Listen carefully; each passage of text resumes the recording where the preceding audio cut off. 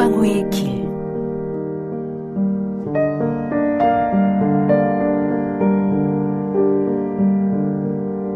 남양주 시의원 이광호의 책 새로운 세상의 꿈 이광호의 길 출판기념 북콘서트에 와주신 여러분 감사합니다.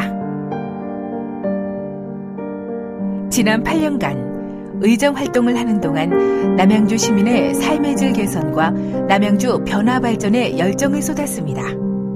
나름대로 성과도 있었지만 아직 많이 부족합니다. 오늘 이 자리에서 아름다운 남양주를 더 빛나게, 더 멀리, 더 깊게 가꾸어서 더불어 잘 사는 행복한 남양주로, 살고 싶은 남양주로, 찾아가고 싶은 남양주로 만들고 싶은 이광호의 꿈을 이야기하려 합니다. 그동안 많은 남양주 시민들을 만나 많은 이야기를 들었습니다. 시의회에서 그리고 현장에서 정말 열심히 일했습니다. 부정부패와 맞서 시민 여러분께 진실을 알리기 위해 단식도 했습니다. 네, 남양주시의 전직 시의원이 공장 인허가 과정에서 거액의 뇌물을 받은 정황이 드러나면서 파장이 점점 커지고 있습니다. 이 토지의 용도 변경과 공장 인허가 과정에서 전직 시의원 김모 씨가 12억 5천만 원 뇌물을 받은 혐의가 드러나서 구속 기소됐습니다. 공시지가로 24,500원이었습니다. 근데 2012년 1월 달에 다시 공시지가가 64만 8천이 됐어요. 30배가 튀고 공시지가로만 따져도 땅값이 70억 원이나 뛰었습니다. 남양주시 의회가 부정부패 특위를 구성해서 특혜 여부를 조사하기로 했습니다. 교육이 시작이고 문화가 살 길이라 항상 외쳐왔습니다. 말만 하지 않고 실천했습니다. 소외된 이웃을 위한 독립영화 빵셔틀과 58년 개띠를 제작, 큰 반향을 이끌어냈습니다.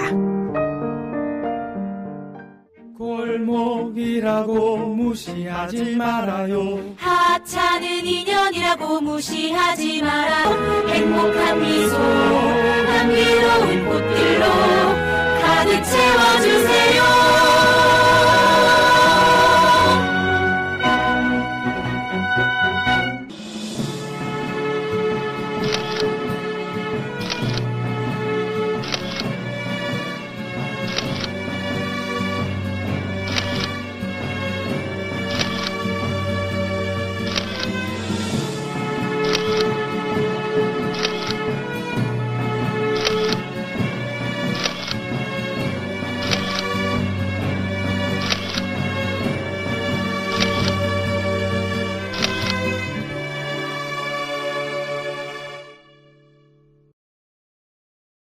사랑할 수밖에 없는 가족과 이웃들, 지역사회와 남양주를 위해 무엇을 어떻게 해야 할지를 지난 10여 년 동안 고민했습니다.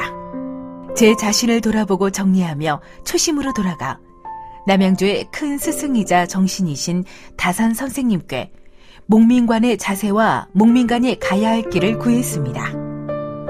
이젠 그 정리된 내용을 책으로 묶어 시민 여러분께 저의 뜻을 밝히고 새로운 길을 걷고자 합니다. 남양주는 새로운 변화가 필요함을 절실히 느꼈습니다. 새롭게 태어나서 100년 대계를 바라보고 한 걸음 한 걸음 거보를 내디뎌야 할 때입니다. 도시 경쟁력에서 가장 중요한 분야는 교육입니다. 살고 싶어 하고 매력적인 도시를 만드는 것은 문화의 힘입니다.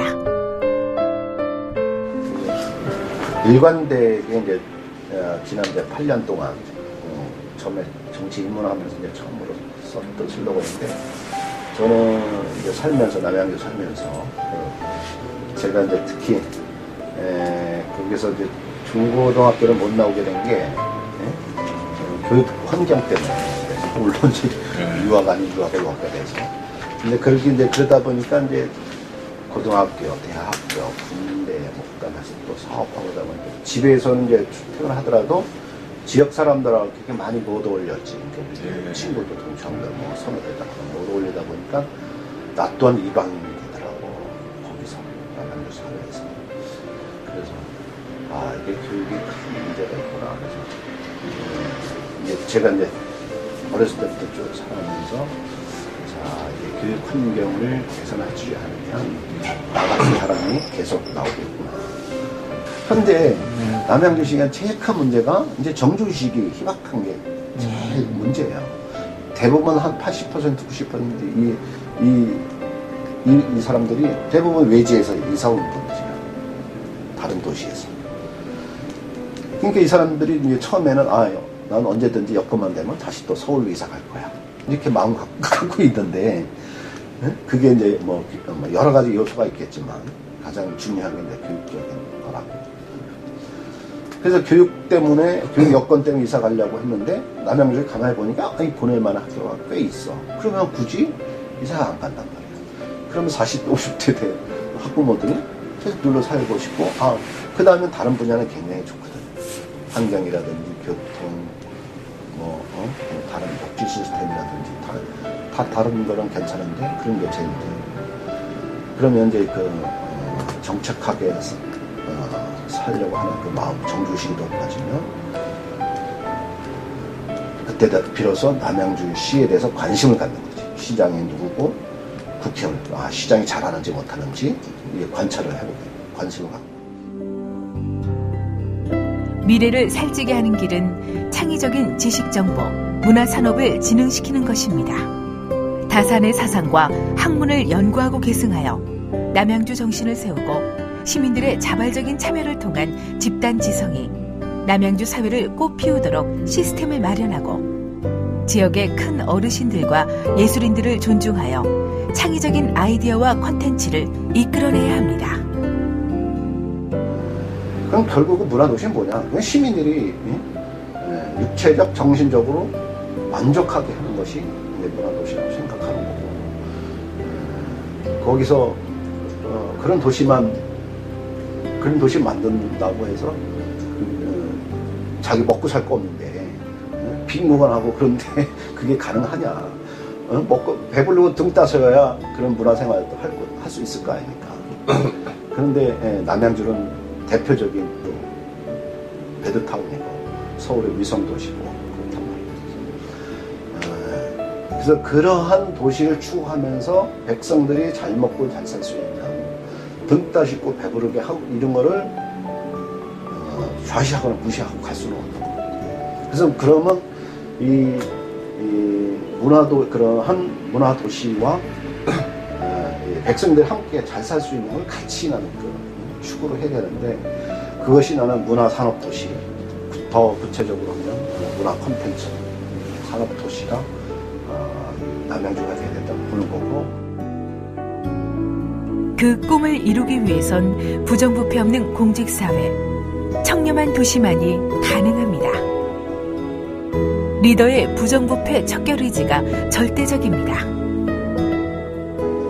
저는 이렇게 수평적으로 같이 친구같이 이렇게 서로 얘기하고, 그 속에서 합의를 이끌어내고 쭉 주로 이렇게 듣고 이런 것이, 그래서 합의점이 찾아지면 이걸 한 방향으로 이끌고 가는 것이 리더라고 생각하는 것이지, 내가 이것이 옳다 이렇게 정해놓고 이렇게 끌고 가는 것보다 옛날 그 권위 시대처럼 이렇게 카리스마 있는 사람이 권위를 이렇게 쭉 독선적으로 가는 거는 이 시대에 맞지 않지 않느냐라고 얘기해요. 그래서 좀 부드럽고 그다음에 그러면서 이게 소통할 수 있는 게 나는 현대적인 이제 리더십이라고 생각합니다. 대한민국에서 제일 가는 교육 문화도시를 건설하고 시민 모두가 행복한 지역 공동체를 만들기 위한 저의 꿈은 멈출 수가 없습니다. 새로운 남양주의 꿈과 함께 잘 사는 남양주 세상을 위해 더 큰 길을 걷고자 도전합니다. 그 길이 거칠고 험할지라도 함께하면 두렵지 않습니다. 꿈은 함께 꾸면 이루어집니다. 힘들고 어려울수록 어깨를 강하게 걸고 거침없이 함께 걸으면 반드시 우리의 꿈은 이루어질 것입니다. 저와 함께 깍지 끼고 어깨 걸기를 청합니다. 행복한 동행의 그 길에 하지 않으시렵니까?